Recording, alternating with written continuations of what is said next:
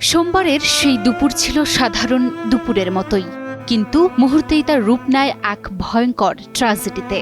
উত্তরার milestone school and কলেজে প্রশিক্ষণ বিমানের ভয়াবহ দুর্ঘটনায় নিঃশেষ হয়ে গেল কিছু পরিবার। শিশুদের হাসি থেমে গেল, মায়েদের বুক ফেটে কান্না এলো, আর চারপাশে নেমে এলো মৃত্যুপুরীর মতো নিস্তব্ধতা।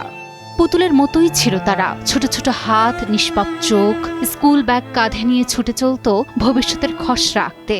তাদের চোখে ছিল একটি স্বপ্ন উড়াল দেয়ার, কিন্তু আজ সেই ছোট্ট চোখগুলো চিরতরে বন্ধ।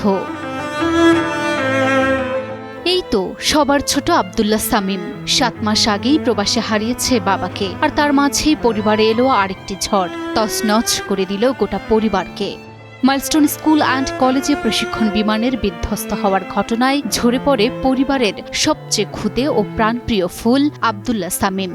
যখন শামীমের নিতর দেহ গ্রামে ফিরে আসে, শরীয়তপুরের বাতাস ভারী হয়ে ওঠে কান্নায়। চারদিকে শুধুই আর্তনাদ, বুকফাটা হাহাকার। শুধু শরীয়তপুর নয়, মাইলস্টোনের দেয়াল ভেঙে যেন হাহাকার ছড়িয়ে পড়েছে টাঙ্গাইলের মির্জাপুর থেকে সখীপুর পর্যন্ত। বিমান দুর্ঘটনায় ঝরে গেছে সেখানকার দুটি নিষ্পাপ প্রাণ।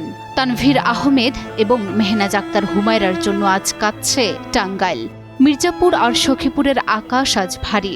এ বিদায় যেন কোনোভাবেই মেনে নিতে পারছে না কেউ। পরিবারে চলছে শোকের মাতম। এত অপ্রস্তুত বিদায়ে শোকের শেষ হয়নি এখানেই। একমাত্র মেয়ের জানাজায় দাঁড়িয়ে আশরাফুল ইসলাম নীরব, আর হাসপাতালে বার্ন ইউনিটে জীবন মৃত্যুর সন্ধিক্ষণে পড়ে আছে তার একমাত্র ছেলে নাফি। এক হাতে সন্তানের কবর, অন্য হাতে সন্তানের জীবন নিয়ে ছুটে চলা এই পিতার বুকে এখন কি ঝড় চলছে তা ভাষায় প্রকাশ করার মতো নয়।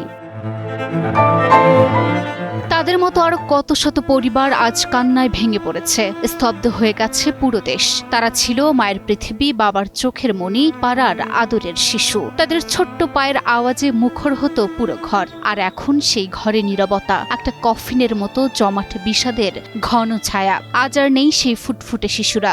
এক মর্মান্তিক মুহূর্তে সবকিছু বদলে গেল। আজ তাদের বিদায়ে বাকরুদ্ধ পুরো সমাজ। তাদের বিদায় শুধু একটি পরিবারের নয়, যেন পুরো দেশের হৃদয়ে রক্তক্ষরণ। Desk report, news 24।